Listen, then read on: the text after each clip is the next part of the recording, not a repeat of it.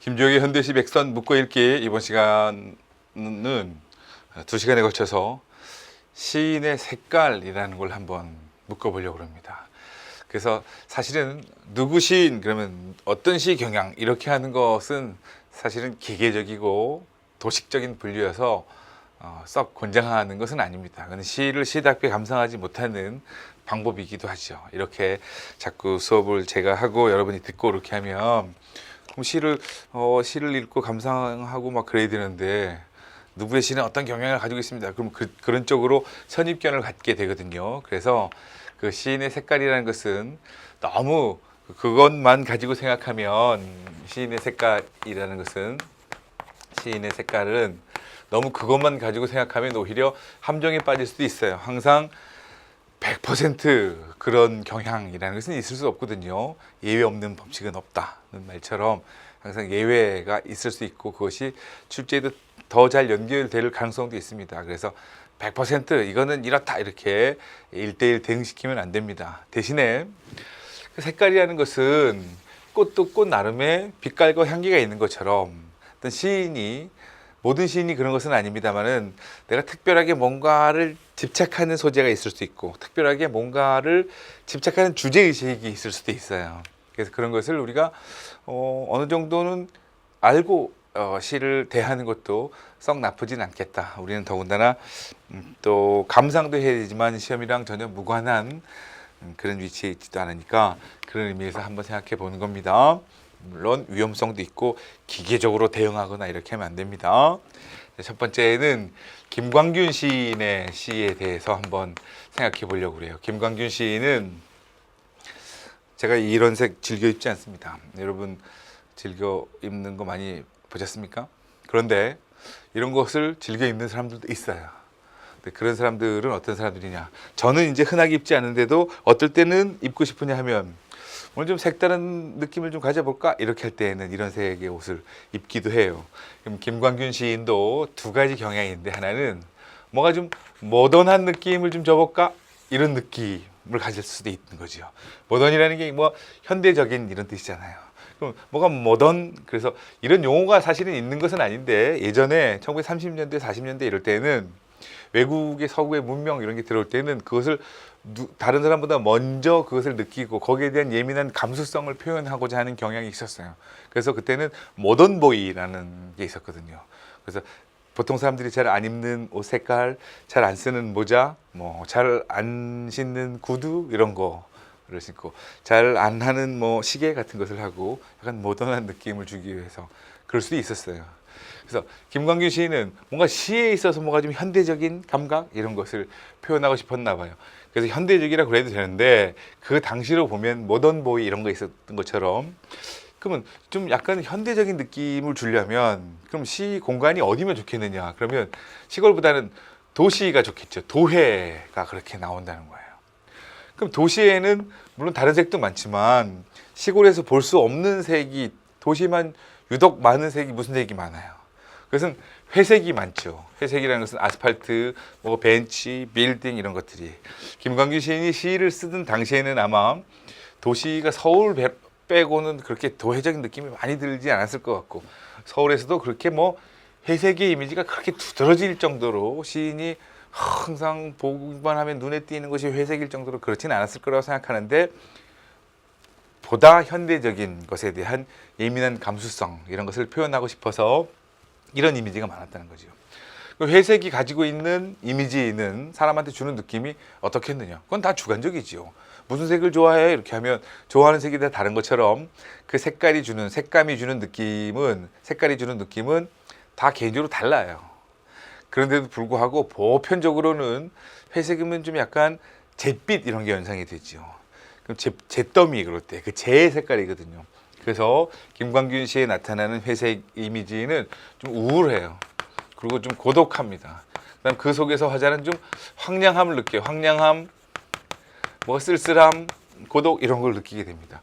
그래서 김광균 시에는 뭔가 이런 느낌을 가지려면 뭔가 원인이 있어야 되지 않느냐.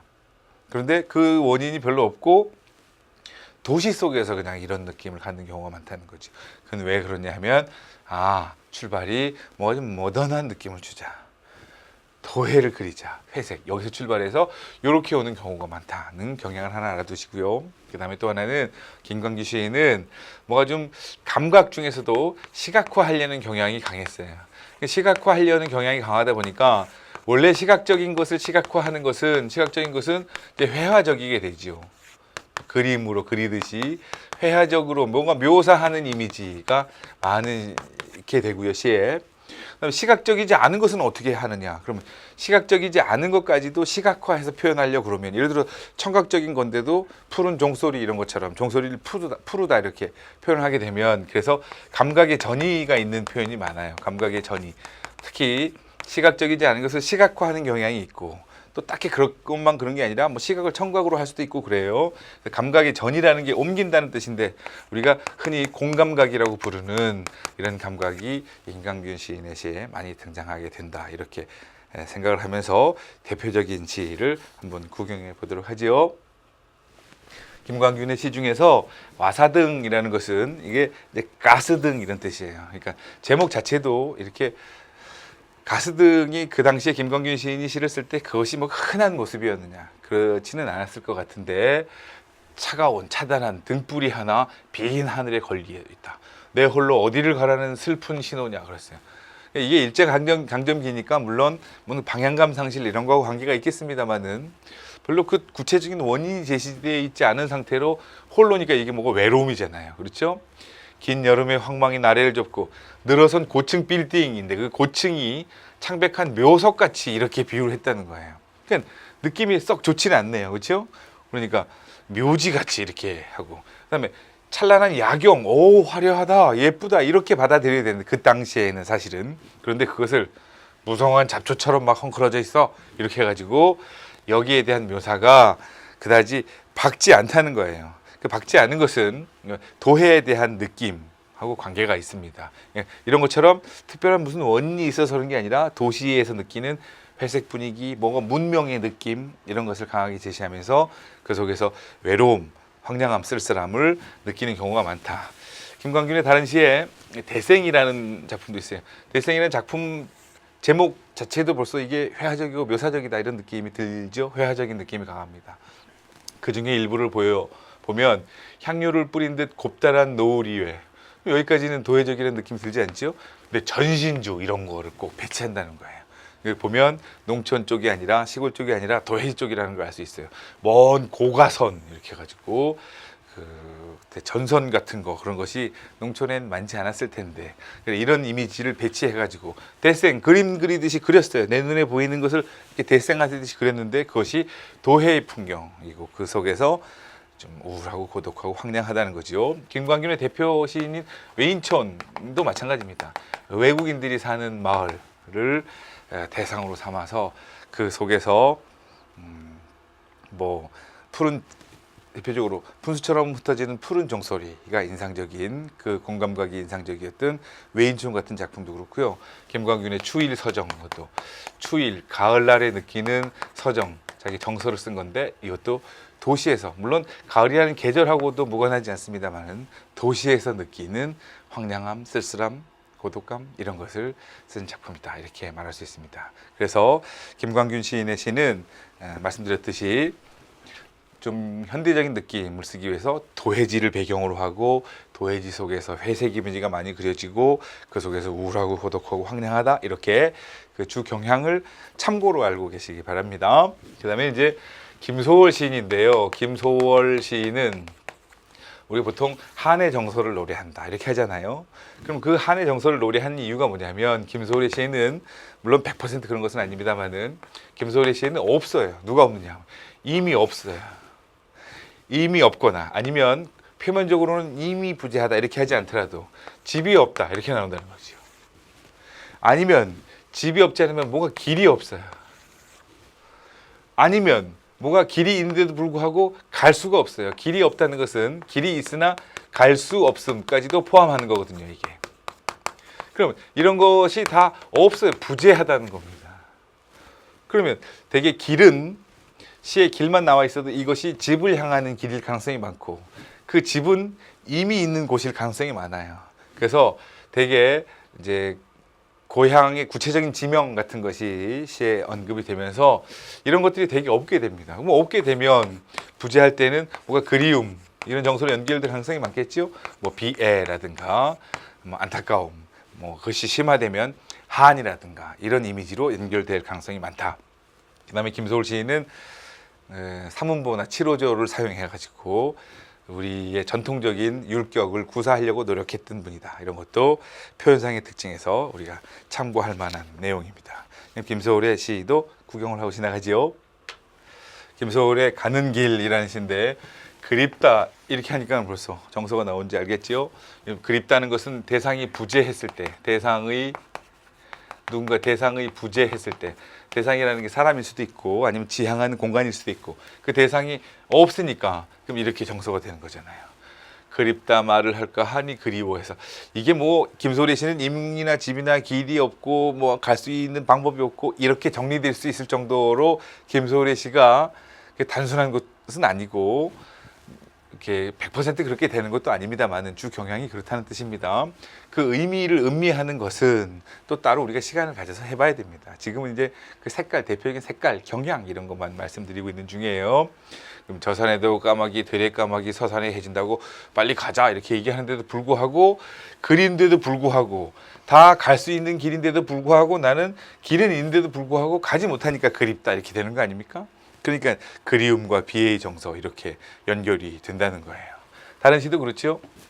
이번에는 개어울이라는 시인데 당신은 무슨 일로 그리합니까? 노래 가사도 있는데 홀로 개어울에 그러니까 외로움이지요. 주저앉아서 헤매일 적에 바람에 해적일 때 가도 아주 가지는 않노라시던 그런 약속이 있었는데도 불구하고 아주 간 것처럼 왜 하나요? 그런 뜻이잖아요.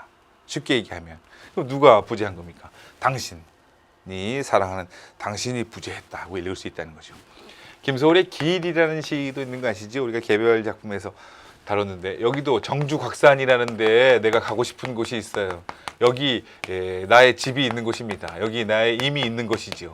그럼 거기 가고 싶지만 이게 열십자 복판에 내가 서가지고 길은 많은데도 불구하고 동서남북으로 다 뚫려 있는데도 불구하고 갈 수가 없어요. 갈 수 없음을 나타내는 길도 있고요. 정주곽산 말고 삭주구성이라고 그래서 삭주군과 구성군을 합쳐서 삭주구성이라는 제목의 시도 있지요. 내가 지향하는 곳은 삭주구성에 가고 싶어요. 그런데 지금 갈 수가 없어요. 그럴 때 삭주구성도 기억이 날 거고요. 김소월의 먼 후일 이런 것도 기억이 나지요. 먼 후일 당신이 찾으시면 그때 내 말이 잊었노라. 이렇게 사실은 잊지 못하고 있었는데 먼 후일 당신이 찾아오신다면 그때 나는 잊었노라고 얘기하겠다는 대표적인 반어가 나오는 시지요. 이런 시도 다 이미 부재했다는 걸 알 수 있어요. 김소월의 산도 자주 학생들이 보게 되는 실 겁니다. 산새도 오리나무 위에서 운다. 산새는 왜 우노 심해 산골 영 넘어가려고 그래서 울지로 시작하는 김소월의 산이라는 게 있는데요. 여기도 삼수갑산에 다시 불기 사나이 속이라 잊으련만 15년 정분을 못 잊겠네. 그래서 사나이 정분을 잊지 못하겠다는 것을 보면 이게 산이라는 것을 제목으로 해서 산 너머에 있는 누군가를 그리워하는 사나이의 정분을 여기 넘어 있는 어디인가 있는 부재한 대상을 그리워하고 기다리는 내용이라는 걸 알 수 있어요. 등등의 시가 김소월의 시는 대표적으로 대상이 부재해서 그 부재한 대상에 대한 그림을 노래하는 시가 많다. 뭔가 임이 없거나 집이 없거나 길이 없거나 이렇게 연결되는 경우가 많다. 이렇게 생각해 주시고요. 그 다음에 이제 윤동주 시인에 대해서 생각해 봤으면 좋겠습니다. 윤동주 시인은요, 일제강점기에 지식 청년으로서 내가 주권을 상실한 이 상황에서 지식인 청년으로서 내가 정말 순수하게 양심을 지키고 사는 일이 뭔가를 고민했던 시인이에요. 그래서 되게 이제 시 속에 나오는 인물을 시인의 삶과 일치시켜서 생각하기에는 좀 무리가 있는 그런 작품도 굉장히 많거든요. 그런데 윤동주 시에 나오는 그 시적 화자는 거의 윤동주의 삶을 반영한 것이다. 이렇게 봐도 좋을 정도로 윤동주 시인의 고뇌가 잘 묻어 있습니다. 그러니까 일제강점기에 이게 비극적인 역사 속에서 비극적인 역사 속에서 지식 청년으로서의 순수 양심, 뭐 순수 이런 것을 지키려고 노력했다는 거지요. 그런데 그것이 비극적인 역사가 그게 해결되지 않고 개선되지 않는 한 이 괴로움에서 벗어날 수가 없었겠죠. 그래서 윤동주 시도 주옥 같은 시가 굉장히 많고 그 경향을 한 가지로 정리하는 것이 무모한 짓인지 알겠지만 그럼에도 불구하고 윤동주 시인의 시는 항상 시작할 때 성찰로 시작되는 경우가 많습니다. 항상이라고 그러면 안 되겠군요. 그렇게 되는 경우가 많습니다. 성찰이라는 것을 보면 되게 이제 부끄러움을 느낀다. 그래서 부끄러움이라는 시어가 나오는 경우도 있고 그렇지 않은 경우도 있는데 대개는 이제 이렇게 성찰로 시작해서 성찰은 정말 진지하게 내가 이래도 되나? 이렇게 살아도 되나? 이렇게 고민을 하게 되면 정말 그 상황을 극복하려는 의지를 갖기 위해서는 그 전제되는 것이 성찰의 과정이 진지해야 됩니다.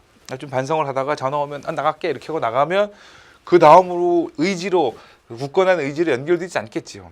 이 과정이 정말 진득하고 진심으로 이루어져야지만 그래도 상황은 그렇지만 이겨내보자는 의지로 연결되는 경우가 많다는 거지요. 그래서 윤동주 시인의 시는 이렇게 시작해서 이렇게 의지로 나가는 경우가 많다. 항상 일제강점기에 지식 청년의 양심이나 순수를 지키기 위해서 뭐가 내면 갈등이 많다. 그 내면 갈등의 모습이 다른 말로 하면 성찰로 이어지는 것이죠. 그런 시가 많다 이렇게 생각할 수 있습니다. 윤동주 시인의 대표적인 시 참회록을 한번 볼까요? 제목 자체가 이미 깊이 성찰하고 있다는 것을 말해주고 있죠. 이제 그 일부를 실었습니다. 나는 내가 이렇게 살아도 되나? 참회하는 거예요. 난 만 24년 1개월을 내가 무슨 기쁨을 받아서 살아왔지? 이렇게 하고 참회하게 된다는 거죠. 그런데 성찰, 참회만 그치게 되면 미래에 또 그러니까 이분이 얼마나 고뇌가 많으셨던 분인가 알 수 있어요. 내가 이렇게 살아도 되나 하루하루에 대해서 굉장히 고민이 많았죠. 성찰하고 참회하는 것도 의미 있는 작업이죠. 그런데 이렇게 성찰 참회만 계속하다 보면 나중에 내일이 될지 모레가 될지 어느 즐거운 날이 오긴 올 것 같은데 그때 나는 또 한 줄의 참회록을 써야지. 너는 왜 그때라도 정신 차려가지고 좀 적극적으로 나가지 못했니? 왜 이렇게 참여만 하고 있었니? 또 이렇게 미래에도 또 참여하게 될지 모르겠어요. 그래, 그러면 참여 자체도 의미가 있는 것이지만 그렇다면 밤이면 밤마다 나의 거울을 손바닥 발바닥으로 닦아보자고 그랬어요. 그럼 앞에 인용되지 않았던 그 부분에 뭔가 거울에 녹이 끼어있다 이런 부분이 나와 있었지요. 그러면 그것을 손바닥도 아니고 발바닥까지 동원해서 닦아보자 이렇게 하는 것은 뭔가 청유형, 명령형 이런 걸 쓰면 의지가 표명이 되지요. 그러면 여기까지는 이제 성찰의 분위기였다가 여기는 좀 더 강하게 읽어야 되겠지요. 의지.